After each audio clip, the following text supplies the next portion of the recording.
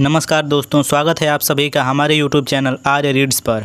आज की यह video the power of your subconscious mind book summary का दूसरा पार्ट है। तो आरंभ करते हैं आज की इस वीडियो को। आपका अवचेतन मस्तिष्क सफलता में एक साथी की तरह। सफलता के 3 चरणों के बारे में बात करते हैं। सफलता का पहला चरण है उस काम का पता करें जिसे करना आप पसंद करते हैं।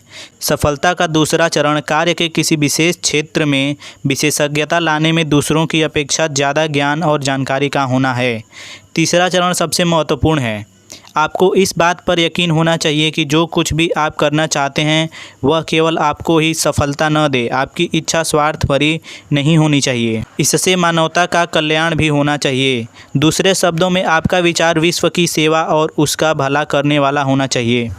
सफलता का अर्थ है सफलतापूर्ण जीवन। जब आप शांत, आनंदित व प्रसन्नचित्त हैं और वह करते हैं जिसे करना आप पसंद करते हैं तो आप सफल हैं। बिना मानसिक शांति के कोई सच्ची सफलता नहीं है। एक सफल व्यक्ति के पास ज़्यादा मनोवैज्ञानिक और आध्यात्मिक समझदारी होती है।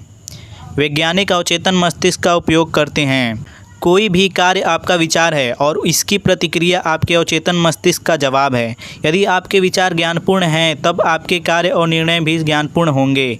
आपका अवचेतन मस्तिष्क और निद्रा के चमत्कार। यदि आपको चिंता है कि आप समय पर नहीं उठ पाएंगे तब सोने से पहले अपने अवचेतन मस्तिष्क को उस समय उठाने के लिए कहिए जिस समय आप उठना चाहते हैं। यह आपको जगा देगा। इसे किसी घड़ी की ज़रूरत नहीं है। इस विधि को अपनी सभी समस्याओं के लिए करें। आपके अवचेतन के लिए कुछ भी कठिन नहीं है। आपका अवचेतन कभी नहीं सोता। यह हमेशा अपना काम करता रहता है। यह आपके सभी जरूरी कार्यों को करता है। सोने से पहले स्वयं और अन्य सभी को माफ़ करें तो उपचार की गति तीव्र हो जाएगी। स्वस्थ शरीर और मन की शक्ति के लिए सोना जरूरी है। नींद की कमी चिड़चिड़ाहट, उदासी और मानसिक विकार पैदा कर सकती है। इसलिए आपको एक अच्छी और गहरी नींद लेनी चाहिए। आपका अवचेतन मस्तिष्क और वैवाहिक समस्या। साथ साथ रहें और प्रार्थना करें। प्रार्थना निम्नलिखित चरणों में करें। पहला चरण, छोटी से छोटी निराशाओं की वजह से उत्पन्न चिढ़ को कभी भी एक दिन से दूसरे दिन तक मत ढोइए। रात्रि में सोने से पहले हुई तीखी तकरार को जरूर माफ़ करें। जिस क्षण भी सुबह आप उठते हैं अपनी अनंत बुद्धिमत्ता से अपना मार्गदर्शन करने के लिए कहें। अपने जीवन साथी, परिवार के सभी सदस्यों और पूरे विश्व को शांति, सामंजस्यता और प्यार की सोच भेजें। दूसरा चरण, नाश्ते के समय प्रार्थना करें। उत्कृष्ट भोजन के लिए, प्रचुरता के लिए और अपने ऊपर किए गए आशीर्वाद के लिए धन्यवाद दें। सुनिश्चित करें कि खाने की मेज़ पर बातचीत में परेशानियां, चिंताएं अथवा विवाद न हों। यही बात रात्रि के खाने में भी होनी चाहिए। अपने पति अथवा पत्नी को निम्नलिखित प्रकार से कहें, मैं आपके कार्यों की सराहना करता हूं और मैं आपके लिए पूरे दिन प्यार और अच्छी कामना करता हूं। तीसरा चरण, पति और पत्नी को हर रात प्रार्थना एक के बाद एक करके करनी चाहिए। अपने वैवाहिक साथी को साधारण तौर पर नहीं लेना चाहिए। अपनी सराहना और प्यार दिखाइए।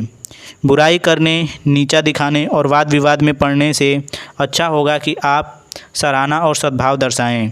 एक शांतिपूर्ण घर और खुशहाल वैवाहिक जीवन बनाने के लिए आपस में एक दूसरे के प्रति प्यार, सुंदरता, सौहार्द, ईश्वर पर विश्वास और सभी अच्छी चीज़ों को अपना आधार बनाएं। विवाह विरासत में खुशी नहीं देते। लोगों को खुशियां ईश्वर के शाश्वत सत्य और जीवन के आध्यात्मिक मूल्यों पर ध्यान केंद्रित करने से मिलती है। तभी पुरुष और महिलाएं एक दूसरे को खुशियां और प्रसन्नता दे सकते हैं। आपको अपनी मानसिकता और मानसिक रूप से सम्मान गुण जिन्हें आप अपने वैवाहिक साथी में चाहते हैं उन्हें अपने अंदर जरूर विकसित करना चाहिए। यदि आप जीवन में एक ईमानदार, निष्ठावान और प्यार करने वाला साथी चाहते हैं तो आपको भी ईमानदार, निष्ठावान और प्यार करने वाला होना चाहिए। एक पत्नी आपका ध्यान और प्रशंसा चाहती है। वह प्रेम और स्नेह की भूखी है। उसकी तारीफ करके उसके अच्छे गुण बढ़ाइए। उन्हें दिखाइए कि आप उन्हें कितना प्यार करते हैं और सराहते हैं। एक व्यक्ति जो अपनी पत्नी से प्रेम करता है वह कुछ ऐसा नहीं करता जिसमें प्यार न हो। किसी भी प्रकार का कठोर शब्द, व्यवहार अथवा कार्य नहीं करता। प्यार इसी को कहते हैं। आपको अपनी वैवाहिक समस्याएं किसी रिश्तेदार अथवा दोस्त के साथ नहीं बतानी चाहिए। आपको किसी प्रशिक्षित विशेषज्ञ के पास सलाह के लिए जाना चाहिए। कभी भी अपने पति अथवा पत्नी को अपनी तरह का न बनाएं। ऐसे प्रयास हमेशा बेवकूफ़ी भरे होते हैं और यह स्वाभिमान और आत्मसम्मान को खत्म करते हैं। यही नहीं, इनसे क्रोध पैदा होता है और यह वैवाहिक बंधन के लिए खतरनाक होते हैं। आपका अवचेतन मस्तिष्क और आपकी खुशी। जब आप सुबह आंखें खोलते हैं तो स्वयं से निम्नलिखित बातें कहें। मैं आज खुशी चुनता हूँ, मैं आज सफलता चुनता हूँ, मैं आज सही कार्य चुनता हूँ, मैं आज सभी के लिए प्यार और सद्भाव चाहता हूँ। इन स्वीकृतियों पर जीवन, प्रेम और इच्छा उड़ेलिए और इन सब को चुनकर अपनी खुशी चुनें। हमेशा डर, चिंता, क्रोध, घृणा और हार के बारे में सोचते रहने से आप बहुत परेशान और दुखी होंगे। याद रखें, आपके विचार आपके जीवन को बनाते हैं। आप दुनिया के पूरे धन से भी खुशियां नहीं खरीद सकते। कुछ करोड़पति बहुत खुश हैं और बहुत सारे दुखी। बहुत से व्यक्ति बहुत थोड़ी सांसारिक वस्तुओं के बावजूद बहुत खुश हैं और कुछ बहुत दुखी हैं। कुछ विवाहित व्यक्ति खुश हैं, कुछ बहुत नाखुश। कुछ अकेले व्यक्ति खुश हैं, कुछ बहुत नाखुश। खुशी का साम्राज्य आपके विचारों और एहसास में है।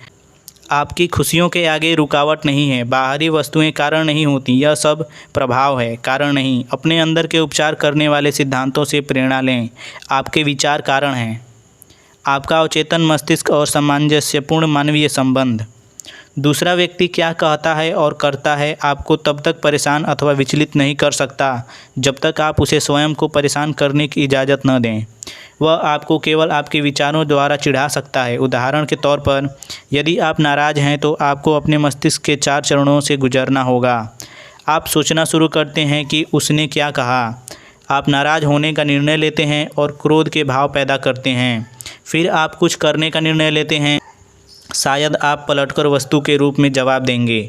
आपने देखा कि सोच, भावना, प्रतिक्रिया और क्रिया सब कुछ आपके मन में चल रहा था। जब आप भावनात्मक रूप से परिपक्व हो जाते हैं तब आप किसी आलोचना पर नकारात्मक ढंग से प्रतिक्रिया नहीं देते और किसी के लिए बुरा नहीं सोचते। आपका अवचेतन मस्तिष्क एक रिकॉर्डिंग मशीन है जो आपकी स्वाभाविक सोच को हूबहू चरितार्थ करता है। दूसरों के बारे में अच्छा सोचें, इसका मतलब है कि आप अपने बारे में अच्छा सोच रहे हैं। नफ़रत भरा या बुरा विचार मानसिक जहर है। दूसरों का बुरा न सोचें, ऐसा करने पर आप अपने लिए बुरा सोच रहे होते हैं। किसी को ठगना, लूटना अथवा धोखा देना आपके लिए कमी, हानि और सभी प्रकार के नुकसान लाता है। आपका अवचेतन मस्तिष्क आपके अंदर की प्रेरणा, विचार और भावनाओं को रिकॉर्ड करता है। आपकी नकारात्मक प्रवृत्ति के कारण हानि, कमी और परेशानियां कई प्रकार से आपके पास आती हैं। वास्तव में जो कुछ आप दूसरों के साथ करते हैं वही आप स्वयं के साथ कर रहे होते हैं। जब आप अच्छा करते हैं, दयालुता दिखाते हैं, प्रेम और अच्छाई करते हैं तो वह कई प्रकार से और कई गुना होकर आपके पास आती है। जिस कामना को आप अपने लिए चाहते हैं वही इच्छा दूसरों के लिए भी कीजिए। यह मानवीय रिश्तों की सामंजस्यता की कुंजी है। दूसरों के भावनात्मक नाटक और नखरों पर मत झुकिए। एक पायदान न बने, जो सही है उस पर टिके रहें। अपने आदर्शों पर अडिग रहें, यह जानते हुए कि मानसिक दृष्टिकोण जो आपको शांति, खुशी और प्रसन्नता देता है वह सही, अच्छा और सत्य है। किसी भी व्यक्ति को इस दुनिया में कुछ देना है तो वह है प्रेम। प्रेम का अर्थ है सभी के लिए उसी की इच्छा करना जिसकी इच्छा आप स्वयं के लिए करते हैं। अपने अवचेतन मस्तिष्क का उपयोग क्षमा करने के लिए कैसे करें। ईश्वर कभी भी बीमारी, दुर्घटना अथवा पीड़ा को नहीं भेजता। यह सब हम अपनी नकारात्मक विनाशकारी सोच, जिसका आधार यह नियम है, जैसा हम बोएंगे वैसा ही काटेंगे। आपके जीवन में ईश्वर की संकल्पना सबसे महत्वपूर्ण है। यदि आप वास्तव में ईश्वर के प्रेम पर विश्वास रखते हैं तो आपका अवचेतन मस्तिष्क इसकी प्रतिक्रिया आपको अनगिनत आशीर्वादों से देता है। ईश्वरीय प्रेम पर विश्वास करें। क्षमादान यानी कुछ पाने के लिए कुछ देना। प्यार, शांति, खुशी, बुद्धिमत्ता और जीवन की सभी शुभकामनाएं दूसरों को दें जब तक आपके मन में कोई संदेह न बचे। यही माफ़ करने का अमलीय परीक्षण है। कैसे आपका अवचेतन मस्तिष्क अवरोधों को दूर करता है। आदत अथवा स्वभाव ही आपके अवचेतन मस्तिष्क का कार्य है। जिस प्रकार आपके जीवन में जिस शक्ति के साथ आपकी आदतें अपनी पैठ बनाती हैं, इससे ज़्यादा आपके अवचेतन की अद्भुत शक्ति का सबसे बड़ा उदाहरण क्या हो सकता है। आप आदत के शिकार हैं। आपके पास चुनने की आज़ादी है। आप एक अच्छी अथवा बुरी आदत चुन सकते हैं। प्रार्थना करना एक अच्छी आदत है। जब आपका ध्यान बढ़ता है तब अपने लक्ष्य के बारे में विचार करके इसे वापस लाएं। इसे अपनी आदत बनाएं। इसे मन को अनुशासित करना कहते हैं। एक नई आदत को बनाने के लिए आपको सुनिश्चित करना होगा कि आप ऐसा चाहते हैं।